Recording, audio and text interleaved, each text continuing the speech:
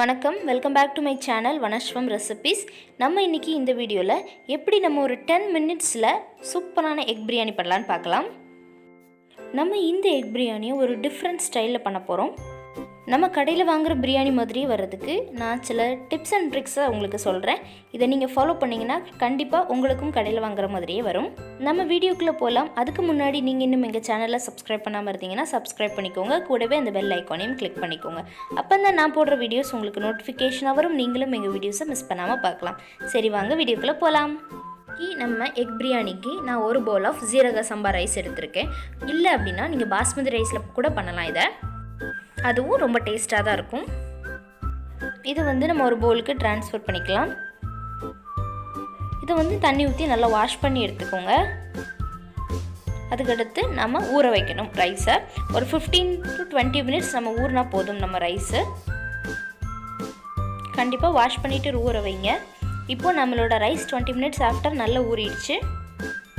வேலை உங்கள்கிட்ட ஜீரக சம்பாவும் பாஸ்மதி ரைஸும் இல்லை அப்படின்னா நீங்கள் நார்மலாக நம்ம சாதம் வடிப்போல் அதே ரைஸே யூஸ் பண்ணிக்கலாம். டேஸ்ட்டாக தான் இருக்கும். ஒரு பேனில் ஆயில் ஆட் பண்ணிக்கோங்க. இது கொஞ்சம் ஹீட் ஆகட்டும். இப்போது நம்மளோட ஆயில் கொஞ்சம் ஹீட் ஆயிடுச்சு. இதில் நம்ம இப்போ ஃபஸ்ட்டு உப்பு ஆட் பண்ணிக்கலாம். அதுக்கடுத்து மிளகாத்தூள், மஞ்சள் தூள், கரம் மசாலா. இது ஃபுல்லாக ஆட் பண்ணோடனே நம்ம ஸ்டவ் ஆஃப் பண்ணிடலாம். அப்படின்னா டக்குன்னு தீஞ்சிரும். இப்போ நம்ம அவிச்சு வச்சுருக்க எக் ஆட் பண்ணிடலாம். இதில் நான் 4 எக் ஆட் பண்ணியிருக்கேன். அதே மாதிரி அந்த முட்டையில் லேசாக கீறி விட்டுக்கோங்க. அப்போ தான் அந்த மசாலா ஃபுல்லாக உள்ளே இறங்கும். எப்போதுமே நம்ம இந்த ஆயிலில் மிளகா பொடியை ஃபஸ்ட்டு ஆட் பண்ணோம் அப்படின்னா டக்குன்னு தீஞ்சிரும். ஸோ உப்பு ஆட் பண்ணிங்கன்னா உங்களுக்கு டக்குன்னு தீயாது.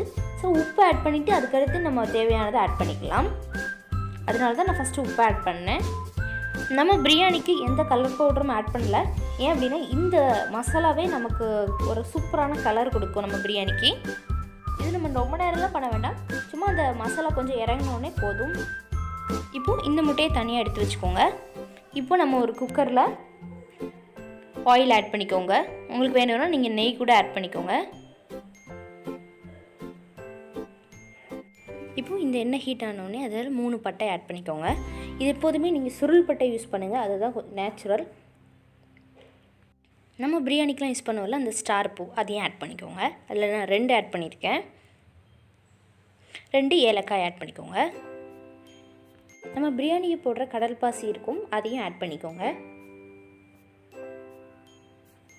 இதில் நான் 2 பிரிஞ்சி இலையை ஆட் பண்ணியிருக்கேன். இந்த ஸ்பைசஸ்லாம் நம்மளோட பிரியாணிக்கு இன்னும் சூப்பரான டேஸ்ட் கொடுக்கும். இப்போ நம்ம வெங்காயத்தையும் ஆட் பண்ணிக்கலாம். இப்போது இதில் நம்ம 2 பச்சை மிளகா கீறி வச்சுருக்கோம், அதையும் ஆட் பண்ணிக்கலாம். இது நமக்கு கோல்டன் ப்ரௌனில் வரும் லைட்டாக. அந்த வெங்காயம் ஸ்மெல்லாம் சூப்பராக இருக்கும். கண்டிப்பாக இந்த ஸ்டைலில் நீங்கள் பிரியாணி ட்ரை பண்ணி பாருங்கள். உங்கள் எல்லாத்துக்கும் ரொம்ப ரொம்ப பிடிக்கும். இதில் இஞ்சி பூண்டு பேஸ்ட்டும் ஆட் பண்ணிக்கோங்க. சாரி, அந்த கிளிப்பையும் நான் மிஸ் பண்ணிட்டேன்.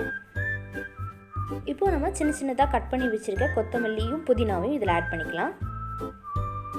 நம்ம பிரியாணிக்கு ரொம்ப டேஸ்ட் கொடுக்குறது, ஸ்மெல் கொடுக்கறது இந்த புதினாவும் நம்ம ஆட் பண்ண ஸ்பைசஸும் தான்.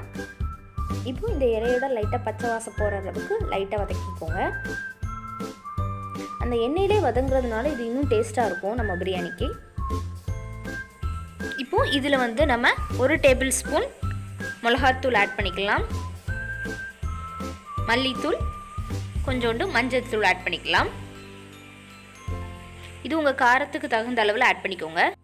இப்போது இந்த ஸ்பைசஸோடு சேர்த்து இதையும் நல்லா மிக்ஸ் பண்ணிக்கலாம். இந்த ஸ்டேஜில் நம்ம தக்காளி கட் பண்ணி வச்சுருக்கதை ஆட் பண்ணிடலாம். நான் 2 தக்காளி எடுத்திருக்கேன். உங்களுக்கு கரெக்டாக இருக்கும். இதோட உப்பு ஆட் பண்ணிக்கோங்க. இது அந்த மசாலாவோட அந்த தக்காளி நல்லா மிக்ஸ் ஆகிற அளவுக்கு வதக்கிக்கோங்க. இப்போது இதை நல்லா மிக்ஸ் பண்ணிக்கலாம். நான் இதில் கொஞ்சம் கரம் மசாலா ஆட் பண்ணியிருக்கேன். நான் எந்த விதமான பிரியாணி மசாலாவும் ஆட் பண்ணலை. உங்கள்கிட்ட பிரியாணி மசாலா இருந்துச்சு, நீங்கள் ஆட் பண்ணணும்னு நினச்சிங்கன்னா ஆட் பண்ணிக்கோங்க. இப்போ நம்ம தக்காளி நல்லா வெந்துருச்சு. உங்களுக்கு வேணும்னா நீங்கள் கொஞ்சம் ஆயில் கூட ஆட் பண்ணிக்கோங்க. இதில் நம்மளோட பிரியாணிக்கு ஒரு சீக்ரெட் இன்க்ரீடியன்ட் அப்படின்னா நான் தேங்காய் பால் ஆட் பண்ணி தான் எல்லா பிரியாணியும் பண்ணுவேன்.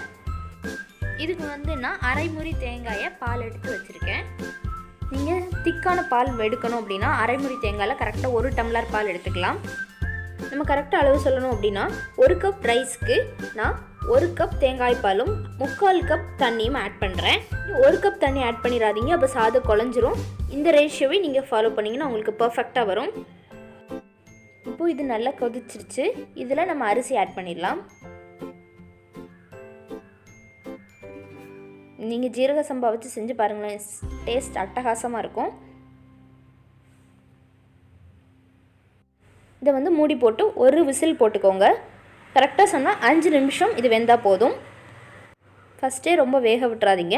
ஒரு 5 நிமிஷம் ஆனோடனே குக்கரை ஓப்பன் பண்ணிடலாம். இதில் நம்ம ஃபஸ்ட்டே செஞ்சு வச்சுருந்தோம்ல, எக்கை வந்து மசாலாவில் லைட்டாக ஃப்ரை பண்ணி வச்சுருந்தோம்ல, அந்த எக்கை இதில் ஆட் பண்ணிக்கோங்க. இது 4 பேத்துக்கு சாப்பிட்றதுக்கு கரெக்டாக இருக்கும்.